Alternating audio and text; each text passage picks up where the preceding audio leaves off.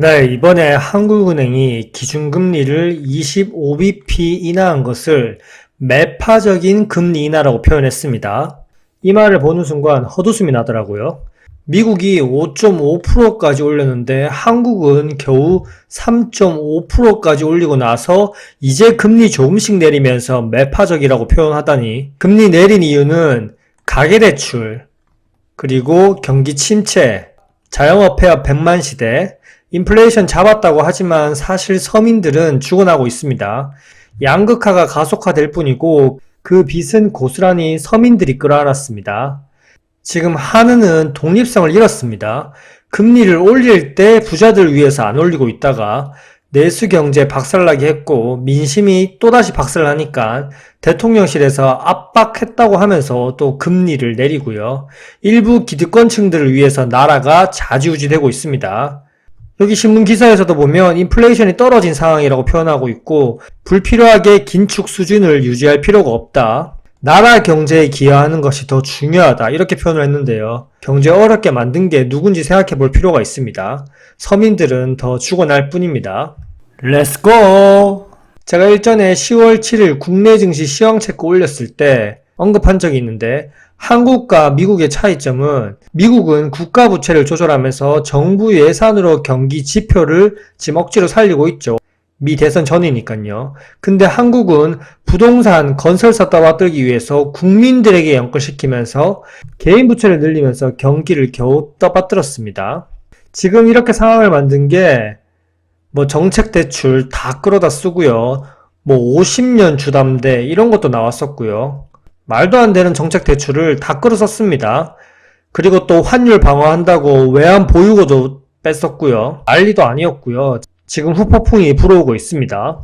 한국 GDP 성장률인데요. 지금 2분기에 마이너스 성장으로 접어들었습니다. 지금 만약에 3분기에 나올 GDP 성장률이 직전 2분기 대비 0.1에서 0.2%만 증가해도 지금 선방했다는 소리가 나올 정도고요. 제로 성장이면 그나마 다행인 수준입니다. 만약 마이너스 성장폭이 더 커진다면 이제 완벽하게 위험한 신호죠. 스웨덴 또 2분기 연속 마이너스 성장 접어들면서 부동산이 고점 대비 서서히 무너졌습니다. 자세한 영상은 위에 참조하시고요.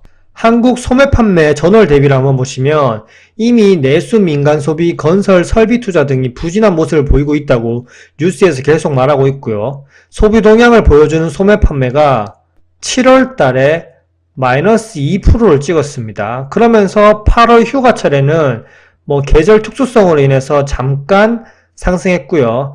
다만 앞으로 나올 9월에는 휴가철 특수에 따른 기저효과 때문에 소매 판매 지표가 다시 곤두박질 칠 수도 있습니다. 금리 인하를 했어도 올해 4분기에 소매 시장 체감 경기 회복이 진짜 어려울 것 같고요.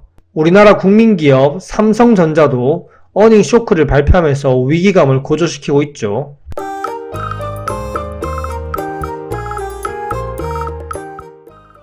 그리고 소매 판매 전년 대비를 보면 정말 심각한 수치입니다. 전년 대비로 보면 지금 마이너스 4%고요. 코로나 때 20년대 이때 팬데믹이어서 급격히 마이너스 됐다가 유동성을 풀면서 확 살아났었는데 지금 수치는 코로나 전세계 팬데믹도 아닌데 역대급으로 소매 판매 지표가 최악입니다. 최악. 지금 이렇게 소비가 위축된 게 과연 금리가 높아서인가요? 대한민국 금리 겨우 3.5%까지밖에 못 올렸었습니다.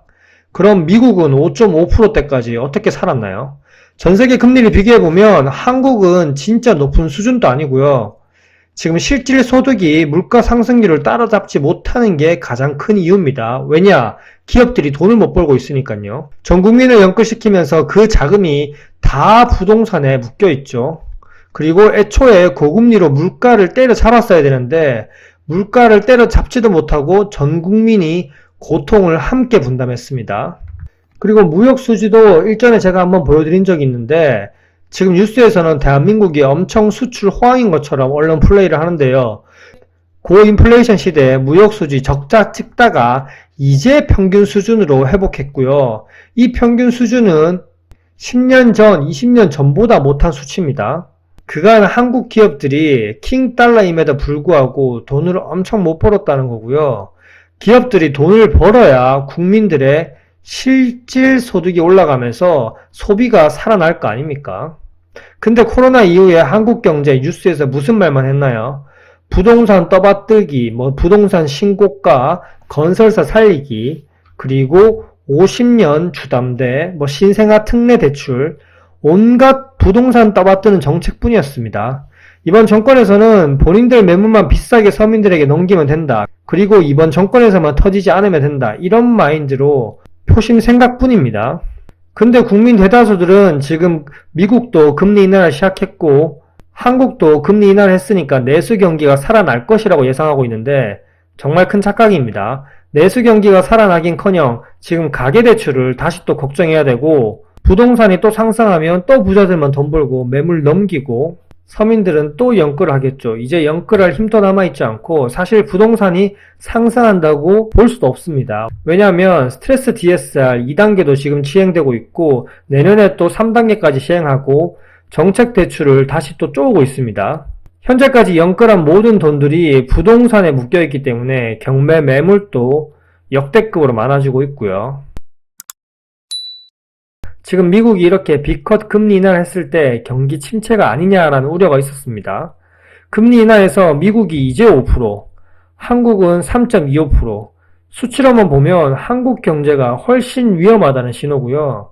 증시만 봐도 딱 나오죠. 미증시는 미 대선을 앞두고 있다고 해도 나날이 호황이고 나날이 신고가를 찍고 있는데 한국 증시는 시간이 갈수록 나날이 계속 꼬라박고 있습니다. 왜? 기업들 경기가 안 좋으니까 국민들 실질 임금, 실질 소득이 늘어나지 않고 소비가 돌지 않고 내수 경기가 돌지 않으니까요.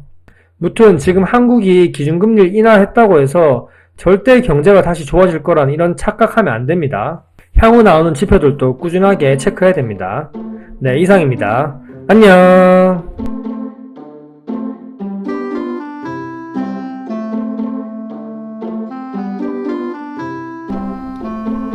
Why